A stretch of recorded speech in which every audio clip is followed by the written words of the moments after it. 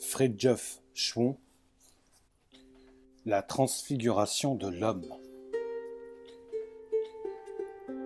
Première partie. Pensée, art et travail. Chapitre. Réflexion sur le sentimentalisme idéologique.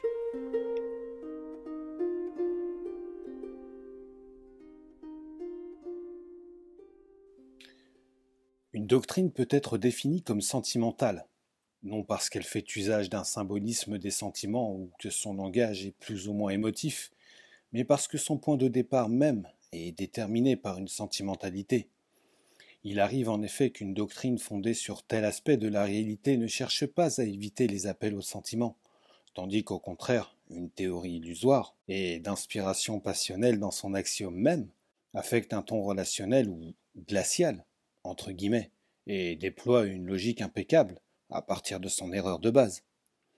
Le caractère acéphale, entre guillemets, de cette logique n'échappera pas pourtant à ceux qui savent que la logique n'a de sens qu'en vertu de la justesse physique ou métaphysique de son fondement. Si nous prenons l'exemple d'une doctrine en apparence tout à fait intellectuelle et inaccessible aux émotions, à savoir le kantisme, c'est le type même des théories en apparence étrangères à toute poésie. Nous découvrons sans peine que le point de départ, ou le dogme, entre guillemets, serait dû à une réaction gratuite contre tout ce que la raison ne permet pas d'atteindre. C'est donc a priori une révolte instinctive contre les vérités rationnellement insaisissables et jugées gênantes, à cause de cette inaccessibilité même. Tout le reste n'est qu'échafaudage dialectique, ingénieux ou génial, entre guillemets, si l'on veut, mais contraire à la vérité. Ce qui est décisif dans le kantisme, ce n'est pas sa logique pro-domo et ses quelques clartés fort restreintes, mais son désir somme toute irrationnel, entre guillemets, de limiter l'intelligence. Le résultat en est une déshumanisation de l'intelligence et la porte ouverte à toutes les aberrations inhumaines de notre siècle. En un mot, si l'homme c'est la possibilité de se dépasser intellectuellement, le kantisme sera la négation de l'humain réel et intégral. Les négations, à cette échelle, s'accompagnent toujours d'une sorte de faute morale qui les rend moins excusables que s'il s'agissait uniquement d'étroitesse intellectuelle. Les kantiens ne comprennent pas la, ouvrez les guillemets, métaphysique dogmatique, fermez les guillemets. Ils ne veulent pas remarquer non plus l'énorme disproportion entre la grandeur intellectuelle et humaine des, ouvrez les guillemets, métaphysiciens dogmatiques, fermez les guillemets, et les illusions qu'ils leur attribuent. Pourtant, même en faisant la part de l'incompréhension, il semble que tout homme de bien devrait être sensible, et ne serait-ce qu'indirectement au niveau humain des prétendus dogmatistes, entre guillemets. Ce qui est évidence en métaphysique est dogme, entre guillemets, pour ceux qui n'y comprennent rien, et c'est là un argument intrinsèque, d'une portée non négligeable. Alors que le métaphysicien entend retourner au ouvrez les guillemets, premier mot, fermez les guillemets, celui de l'intellection primordiale. Le philosophe moderne, au contraire, veut avoir le, ouvrez les guillemets, dernier mot, fermez les guillemets. Ainsi, Comte s'imagine qu'après deux étapes inférieures, à savoir la théologie, entre guillemets, et la métaphysique, entre guillemets, vient enfin le stade positif, entre guillemets, ou scientifique, entre guillemets, qui, lui, se borne glorieusement aux expériences les plus extérieures et les plus grossières. C'est l'étape de l'essor industriel qui, aux yeux du philosophe, marque le sommet du progrès de la civilisation. Comme le critiquisme, entre guillemets, de Kant, le positivisme, entre guillemets, de Comte, part d'un instinct sentimental, celui de tout détruire, pour tout renouveler dans le sens d'un monde désacralisé et totalement humaniste, entre guillemets, et profane. L'indignation contre des abus entraîne le rejet des principes positifs que ces abus falsifient, quand la réaction sentimentale s'est donnée une codification philosophique. Elle fausse et appauvrit l'imagination. L'erreur crée les coulisses, entre guillemets, dont elle a besoin pour se sentir à l'aise. Le monde est de plus en plus un système de coulisses destiné à limiter et à pervertir la faculté imaginative, à lui imposer la conviction inébranlable que tout cela est, ouvrez les guillemets, la réalité, fermez les guillemets, et qu'il n'y en a pas d'autre, que tout ce qui se trouve en dehors de ce système n'est que romantisme, entre guillemets, naïf et coupable. Au XIXe siècle, et d'une façon même dès la Renaissance, on tentait pratiquement de créer un univers où il n'y aurait que l'homme. De nos jours, l'initiative a échappé à l'homme. Il glisse dans un univers ou un pseudo-univers, où seule la machine est réelle, entre guillemets. Dans ces conditions, on ne peut même plus parler d'humanisme, entre guillemets. Quoi qu'il en soit, l'homme s'attribuant à lui-même sa propre raison suffisante ne peut rester ce qu'il est, s'il ne croit plus à ce qui le dépasse et s'il ne situe plus son idéal au-dessus de lui-même, il se condamne à l'inhumain. Il est difficile de nier, quand on est encore sensible aux normes véritables, que la machine tend à faire de l'homme ce qu'elle le rend saccadé, brutal, vulgaire, quantitatif et stupide comme elle, et que toute la culture, entre guillemets, s'en ressent. C'est ce qui explique en partie le sincérisme, entre guillemets, et la mystique de l'engagement, entre guillemets. Il faut être sincère, entre guillemets, parce que la machine n'a pas de mystère, et qu'elle est incapable de prudence autant que de générosité. Il faut être engagé, entre guillemets, parce que la machine n'a de valeur que par ses productions, ou parce qu'elle exige une surveillance constante, et même un véritable, ouvrez les guillemets, don de soi, fermez les guillemets, note de bas de page.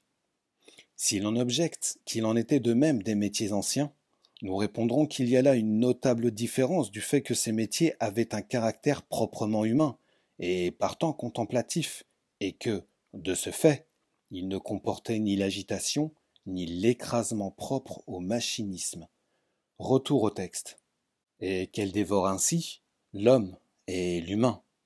Il faut s'abstenir en art et en littérature de complaisance, entre guillemets, parce que la machine n'en fait pas, et que sa laideur, son vacarme, son implacabilité se confondent dans l'esprit de ses esclaves et de ses créatures avec la réalité, entre guillemets. Et surtout, il ne faut pas avoir de Dieu, parce que la machine n'en a pas, ou qu'elle usurpe elle-même ce rôle. Note de bas de page. Nous préciserons qu'en parlant de Dieu, entre guillemets, nous avons vu non un concept qui serait contraire, ou en tant qu'il serait contraire au bouddhisme, mais la réalité nirvanique, entre guillemets, qui est sous-jacente à tous les concepts traditionnels de l'absolu, laquelle s'exprime d'ailleurs dans le Mahayana par le Dharmakaya universel, ou en d'autres termes, par l'Adi-Bouddha, Amitabha, ouvrez la parenthèse, Amida, fermez la parenthèse, ou Vairochana, ouvrez la parenthèse, Dainichi, fermez la parenthèse, suivant les écoles. Retour au texte. Dans cet ordre d'idées, il est impossible de ne pas s'arrêter à la question pratiquement cruciale de l'idéologie démocratique et antithéocratique, une théorie sociale fondée par réaction contre des abus, sur un désir de liberté, et prétend à cette revendication un caractère démesuré qui est sans rapport avec les possibilités et les intérêts réels de l'individu, peut éventuellement se déployer sans aucune inconséquence dialectique et donner ainsi l'impression d'une parfaite objectivité. Le succès d'une semblable idéologie s'explique par le fait que les hommes qui ignorent les raisons profondes des situations terrestres, et pour qui les principes ne sont que des abstractions, entre guillemets, se laissent convaincre par l'affirmation violente d'une cause partiellement légitime, sans se demander si l'idéologie qu'on y ajoute est vraie ou fausse. Parce que nous avons faim. Le dattier inaccessible est un voleur, et l'a toujours été. L'impulsion passionnelle, même en raisonnant froidement, entre guillemets, ne tient pas compte du fait qu'une vérité partielle devient fausse quand on la sépare de son contexte total et lui prête, en l'isolant artificiellement, une portée quasi inconditionnelle. En réalité, La liberté extérieure des créatures est relative ou conditionnelle, et ne peut être que cela. Ce que la tradition cherche à réaliser, et qu'elle réalise, dans la mesure où notre monde des approximations le permet, c'est une sorte d'équilibre entre la liberté individuelle terrestre et les chances de salut céleste. Si l'on croit à la vie éternelle, une liberté disproportionnée par rapport à telle possibilité individuelle et compromettant, par conséquent, telle chance de salut, n'est évidemment pas plus désirable qu'une privation de liberté ne les compromettant pas. C'est sous cet angle qu'il faut envisager tout ce qui, dans les civilisations traditionnelles, et pour autant qu'il ne s'agisse pas d'abus, blesse d'une manière trop absolue la sensibilité des individualistes qui ne croient rien, ou dont la croyance n'a pas de prise sur l'intelligence et l'imagination. Nous disons, ouvrez les guillemets, trop absolu, fermez les guillemets, parce qu'il est normal que des mots légitimes, entre guillemets, ou inévitables, entre guillemets, puissent blesser la sensibilité des hommes de bien. Mais il est anormal, et en tout cas illégitime, que les hommes tirent de leur sensibilité des conclusions erronées. L'expérience de la fallacieuse liberté, entre guillemets, qui se présente comme une fin en soi, ou comme, ouvrez les guillemets, l'art pour l'art, fermez les guillemets, comme si l'on pouvait être réellement libre en dehors de la vérité, et sans la liberté intérieure.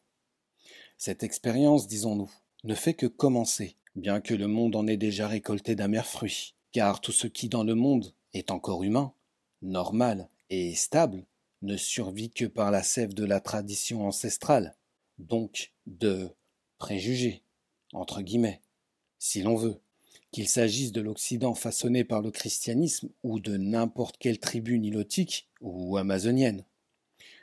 Pour avoir une idée de ce que pourrait être l'homme libre de demain, entre guillemets, l'homme recommençant, ouvrez les guillemets, à zéro, fermez les guillemets, et, ouvrez les guillemets, se créant lui-même, note de bas de page, et créant du même coup la vérité, bien entendu. Retour au texte, fermez les guillemets. Mais en réalité, l'homme de la machine, échappé, elle, à son contrôle. Il suffit de jeter un coup d'œil sur la psychologie très existentialiste, entre guillemets, d'une certaine jeunesse. Si on enlève à l'homme les empreintes profondes et subconscientes, entre guillemets, de la tradition, il ne reste en définitive que les stigmates de la chute et le déchaînement de l'infrahumain. Logiquement, la démocratie s'oppose à la tyrannie, mais en fait, elle y mène. C'est-à-dire, comme sa réaction est sentimentale, sans quoi elle serait centripète et tendrait vers la théocratie, seule garantie d'une liberté réaliste, elle n'est qu'un extrême qui, par sa négation irréaliste de l'autorité et de la compétence, appelle fatalement à un autre extrême et une nouvelle réaction autoritaire, autoritaire celle-ci et tyrannique par son principe même. L'illusion démocratique apparaît surtout dans les traits suivants. En démocratie, est vrai ce que croit la majorité. C'est elle qui crée, entre guillemets, pratiquement la vérité. La démocratie elle-même n'est vraie que dans la mesure où, et aussi longtemps que la majorité y croit. Elle porte donc en son sein les germes de son suicide. L'autorité, qu'on est bien obligé de tolérer sous peine d'anarchie, vit à la merci des électeurs, d'où l'impossibilité de gouverner réellement. L'idéal de liberté, entre guillemets, fait du gouvernement un prisonnier qui doit suivre constamment les pressions des divers groupes d'intérêts. Les campagnes électorales elles-mêmes prouvent que les aspirants à l'autorité doivent duper les électeurs, et les moyens de cette duperie sont si grossiers et stupides, et constituent un tel avilissement du peuple que cela devrait suffire pour réduire à néant le mythe de la démocratie moderne. Ce n'est pas à dire qu'aucun genre de démocratie ne soit possible, mais alors il s'agit d'abord de collectivités restreintes, nomades surtout, et ensuite d'une démocratie intérieurement aristocratique et théocratique, non d'un égalitarisme laïque imposé à de grands peuples sédentaires. Nous pourrions aussi faire valoir ceci. Il arrive qu'un homme soit intelligent et compétent, ou qu'une minorité le soit, mais que la majorité soit intelligente et compétente, ou, ouvrez les guillemets, plus intelligente, fermez les guillemets, et, ouvrez les guillemets, plus compétente, fermez les guillemets. Cela ne saurait arriver. L'adage vox populi, vox dei, n'a de sens qu'en présence d'un cadre religieux qui confère aux foules une fonction de médium, entre guillemets. Elle s'exprime alors, non par réflexion, mais par intuition, et sous l'influence du ciel, à moins qu'il ne s'agisse d'une affaire où tout homme saint d'esprit et craignant Dieu est compétent, en sorte que le sentiment de la majorité coïncide de toute façon avec ce qu'on peut appeler le bien. Il est évident que le peuple, en tant que porteur collectif de la religion, a un caractère positif. Toutes les religions en témoignent. Qu'il a donc instinctivement raison contre les exceptions malsaines et impies. Note de bas de page. Il peut aussi se tromper quand il s'agit de phénomènes dépassant le cadre de l'exotérisme, bien qu'il y ait un aspect de l'ésotérisme qui soit ancré dans le peuple, notamment dans l'artisanat. Retour au texte. Et que, à un point de vue un peu différent, son fanatisme, entre guillemets, note de bas de page. De nos jours, on appelle fanatisme, entre guillemets, tout ce qui est essentiel ou même simplement sérieux dans une religion. Retour au texte. En dépit de ces abus, représente une force centripète et régulatrice. Le peuple est ce qu'il est, en bien et en mal. Il n'a pas les vertus du centre, entre guillemets, mais il peut avoir celles de la totalité, entre guillemets, à condition que le centre, entre guillemets, le détermine. Le mot peuple, entre guillemets, a d'ailleurs deux significations. Il désigne soit la majorité qui se distingue des élites intellectuelles et aristocratiques, soit la collectivité totale ou intégrale, comprenant à la fois la majorité et les élites. Dans ce dernier sens, il va de soi que le gouvernement, à part son origine céleste, vient du peuple, entre guillemets, lui-même, et que les élites chevaleresques et sacerdotales sont l'expression du génie populaire, entre guillemets. Un mot sur la, ouvrez les guillemets, libre pensée, fermez les guillemets, ou plus précisément sur l'obligation quasi morale qui est faite à tout homme de, ouvrez les guillemets, penser par lui-même, fermez les guillemets. Cette exigence n'est nullement conforme à la nature humaine, car l'homme normal et vertueux, en tant que membre d'une collectivité sociale et traditionnelle, se rend compte en général des limites de sa compétence. De deux choses l'une. Ou bien l'homme est exceptionnellement doué sur tel ou tel plan, et alors rien ne peut l'empêcher de penser d'une manière originale, ce qu'il fera d'ailleurs en accord avec la tradition, dans les mondes traditionnels qui seuls nous intéressent ici précisément parce que son intelligence lui permet de saisir la nécessité de cet accord. Ou bien l'homme est d'intelligence moyenne ou médiocre, sur un plan quelconque ou d'une façon générale, et alors il s'en remettra au jugement de ceux qui sont plus compétents que lui. Et c'est là, dans son cas, la chose la plus intelligente à faire. La manie de détacher l'individu de la hiérarchie intellectuelle, c'est-à-dire de l'individualiser intellectuellement, est une violation de sa nature et équivaut pratiquement à l'abolition de l'intelligence et aussi des vertus sans lesquelles l'entendement réel ne saurait s'actualiser pleinement. On n'aboutit ainsi qu'à l'anarchie et à la codification de l'incapacité de penser. Une variante très actuelle, entre guillemets, du sentimentalisme idéologique que nous avons en vue, et très répandue chez les croyants eux-mêmes, est la hantise démagogique du social, entre guillemets. Autrefois, quand tout le monde était religieux, la pauvreté préservait les pauvres de l'hypocrisie, ou d'une certaine hypocrisie. De nos jours, la pauvreté entraîne trop souvent l'incroyance et l'envie dans les pays industrialisés ou touchés par la mentalité industrialiste, en sorte que riches et pauvres sont quittes. À l'hypocrisie des uns répond l'impiété des autres.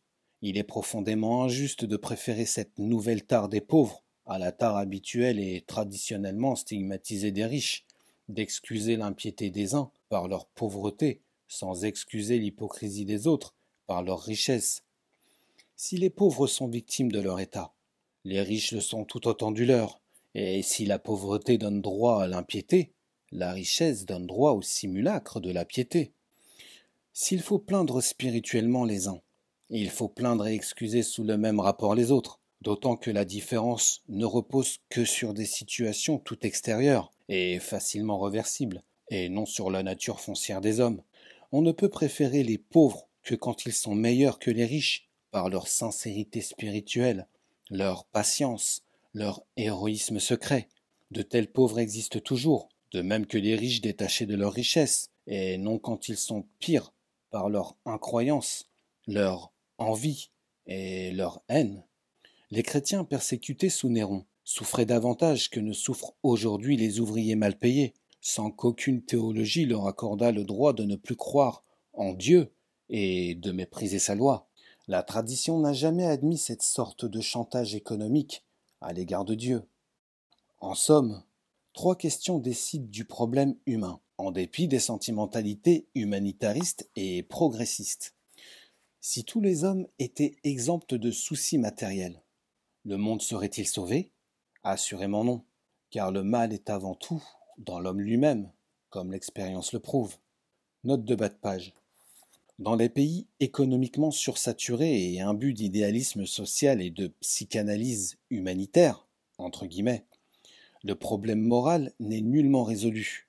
La, ouvrez les guillemets, jeunesse dorée, fermez les guillemets, se montre capable de crimes sans avoir l'excuse de la misère. Retour au texte. Si tous les hommes s'appliquaient à combler les besoins des autres, en vue du bien-être physique et en dehors de toute religion, le monde serait-il sauvé? Non, bien sûr, puisque le fond même du problème resterait négligé. Si tous les hommes pensaient à Dieu, au point d'oublier leur bien-être, le monde serait-il sauvé? Oui, certainement. Ouvrez les guillemets. Le reste vous sera donné par surcroît. Fermez les guillemets, dit l'Évangile. C'est-à-dire que la réforme de l'homme entraînerait ipso facto une réforme du monde, et de même une réaction bénéfique de la part de toute l'ambiance cosmique. Le progressisme, c'est vouloir éliminer les effets sans vouloir éliminer les causes. C'est vouloir supprimer les calamités sans savoir qu'elles ne sont que ce qu'est l'homme, et qu'elles résultent nécessairement de son ignorance métaphysique ou de son manque d'amour de Dieu. Il faut également tenir compte de ceci. Dieu ne peut, ouvrez les guillemets, avoir intérêt, fermez les guillemets, en premier lieu au bien-être des créatures, puisqu'il veut les âmes, et leurs biens impérissables, et non les choses passagères du monde matériel. Si Dieu veut aussi notre bien-être terrestre, c'est non parce qu'il le regarde comme une fin en soi, mais parce qu'un certain bonheur est la condition normale de l'homme, qui, lui, est essentiellement créé en vue des valeurs éternelles. Dieu, ouvrez les guillemets, a intérêt, fermez les guillemets, à notre bien-être, dans la mesure où nous en profitons en vue de lui, et non autrement.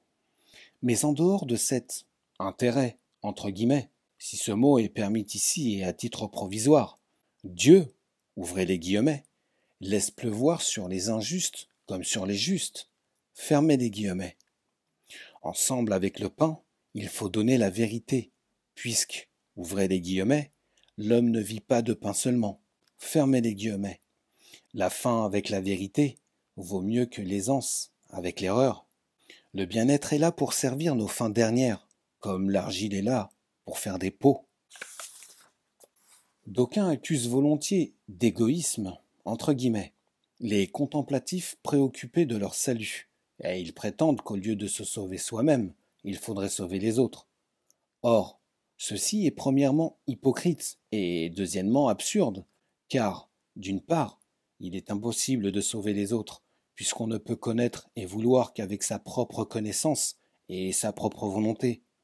S'il est possible de contribuer au salut d'autrui, cela n'est qu'en vertu de notre propre salut. Aucun homme n'a jamais rendu un service à qui que ce soit en restant attaché à ses défauts par altruisme, entre guillemets.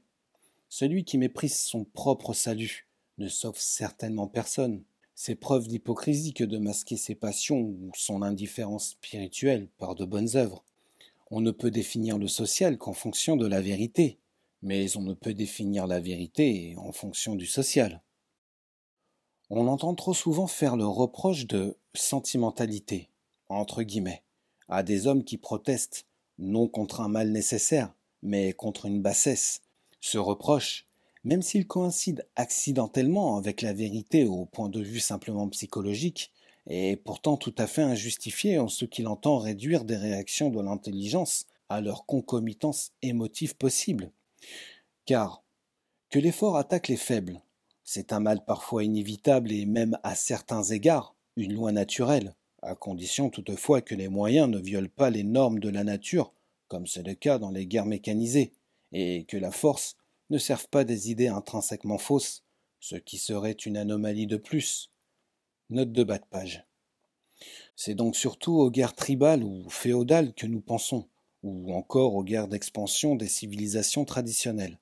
D'aucuns objecteront qu'il y a toujours eu des machines et qu'un arc n'est pas autre chose, ce qui est aussi faux que de prétendre qu'un cercle est une sphère ou qu'un dessin est une statue. Il y a là une différence de dimension dont les causes sont profondes et non quantitatives. Retour au texte.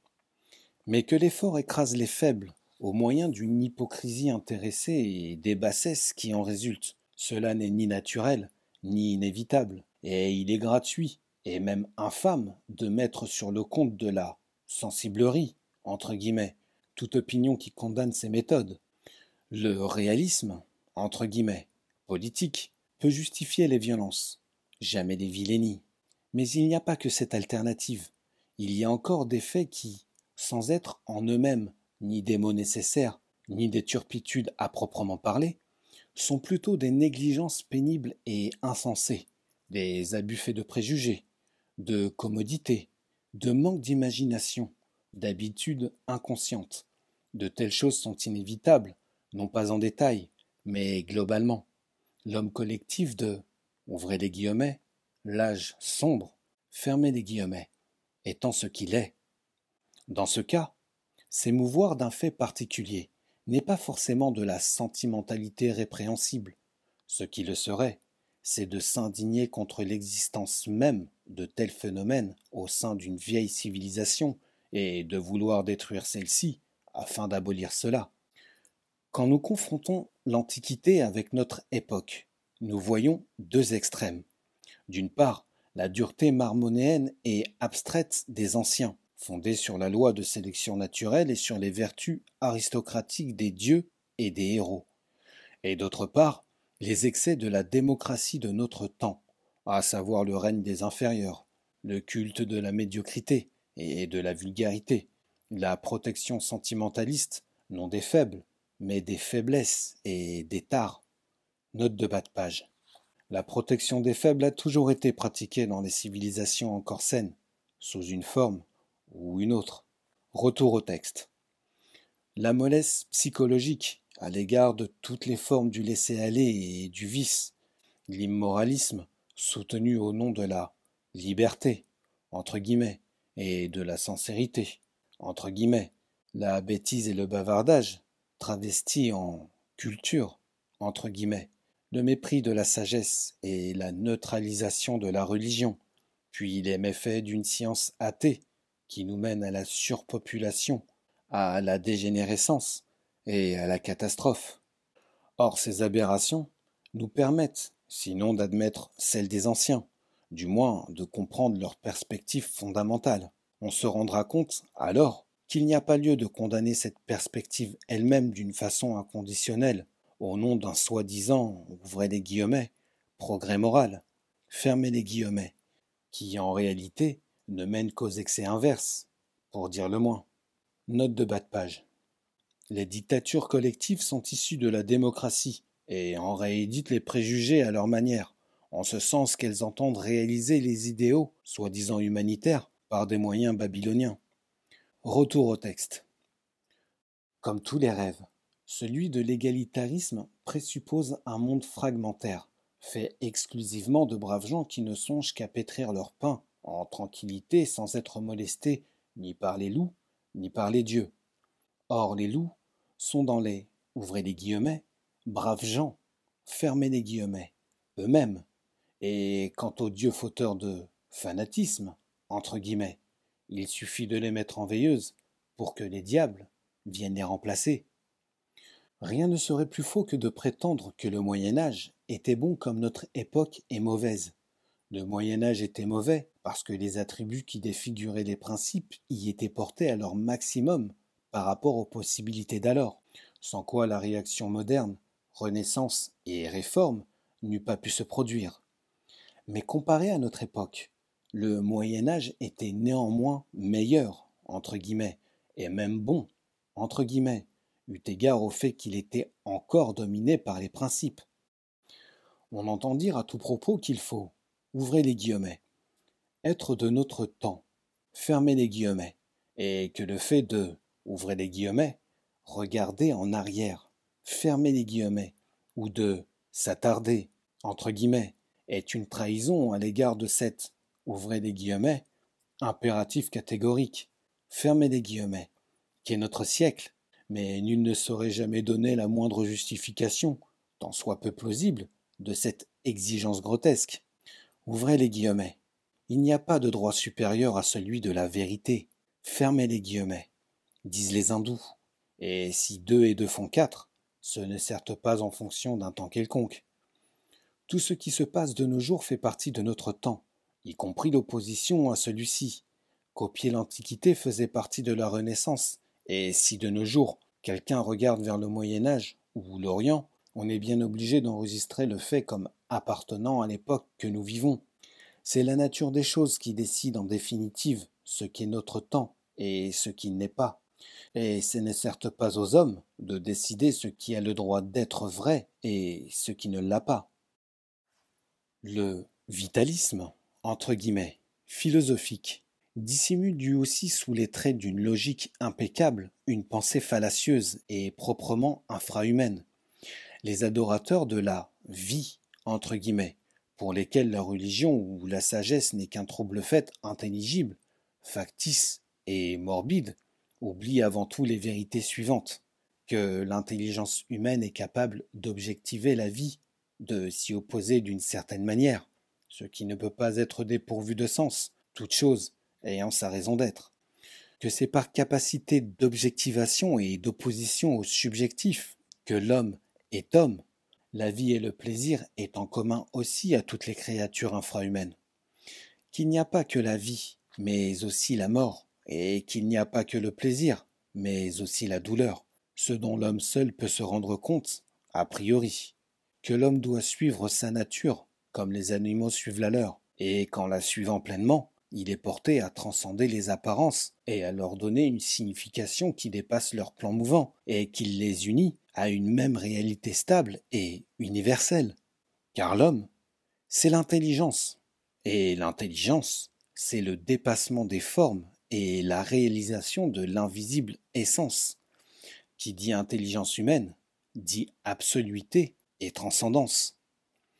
De toutes les créatures terrestres, l'homme seul sait, premièrement, que le plaisir est contingent et éphémère, et deuxièmement, qu'il n'est pas partagé par tous, c'est-à-dire que d'autres égaux ne jouissent pas du plaisir de, ouvrez les guillemets, notre ego, fermez les guillemets, et qu'il y a toujours, quelle que soit notre jouissance, d'autres créatures qui souffrent, et inversement, ce qui prouve que le plaisir n'est pas tout, ni la vie. La religion ou la métaphysique surgissent bien plus profondément de la nature spécifiquement humaine. Ouvrez les guillemets. Nature surnaturelle. Fermez les guillemets. Précisément dans ces profondeurs que le caractère de l'homme partage avec l'animal et la plante. Réfuter l'erreur n'est pas ignorer que son existence est nécessaire. Les deux choses se situent sur des plans différents. Nous n'acceptons pas l'erreur, mais nous acceptons son existence, puisque, ouvrez les guillemets, il faut qu'il y ait du scandale. Fermez les guillemets. Nous avons dit qu'une doctrine mérite l'épithète de sentimentale, entre guillemets, non parce qu'elle fait usage d'un symbolisme des sentiments ou qu'elle reflète incidemment dans sa forme les sentiments de l'écrivain qui l'expose, mais parce que son point de départ est déterminé par le sentiment plutôt que par la réalité objective, ce qui signifie que celle-ci est violée par celui-là. À cette précision, nous devons ajouter une réserve en faveur des doctrines traditionnelles, ou de certaines d'entre elles. On pourrait à la rigueur qualifier de sentimentale, entre guillemets, une doctrine vraie, quand le sentiment s'introduit dans la substance même de cette doctrine, tout en limitant la vérité par la force des choses, en raison du caractère subjectif, entre guillemets, et affectif de la sentimentalité. C'est en ce sens que Guénon a parlé de la présence d'un élément sentimental dans les exotérismes sémitiques, tout en relevant que c'est cet élément qui cause les incompatibilités entre les dogmes de provenance différente. Mais dans ce cas, l'épithète de sentimental, entre guillemets, ne saurait signifier que la doctrine prend son essor dans une réaction sentimentale, et partant toute humaine, comme cela se produit dans les idéologies profanes. Au contraire, le mariage entre la vérité et le sentiment est ici une concession providentielle et salutaire à telle prédisposition psychologique, si bien que l'épithète en question ne convient qu'à condition de spécifier qu'il s'agit de doctrine orthodoxe. L'intellect, sorte de révélation statique, permanente en principe et surnaturellement naturelle, ne s'oppose à aucune expression possible du réel. Il se situe au-delà du sentiment, de l'imagination, de la mémoire et de la raison, mais il ne peut en même temps les illuminer et les déterminer, puisqu'ils sont comme ces ramifications individualisées et disposées en tant que réceptacles à recevoir la lumière d'en haut et à la traduire selon leurs possibilités. La quintessence positive du sentiment est l'amour, et l'amour, dans la mesure où il se dépasse lui-même en direction de sa source surnaturelle, est l'amour de l'homme pour Dieu et de Dieu pour l'homme. Et enfin, la béatitude, sans origine et sans fin.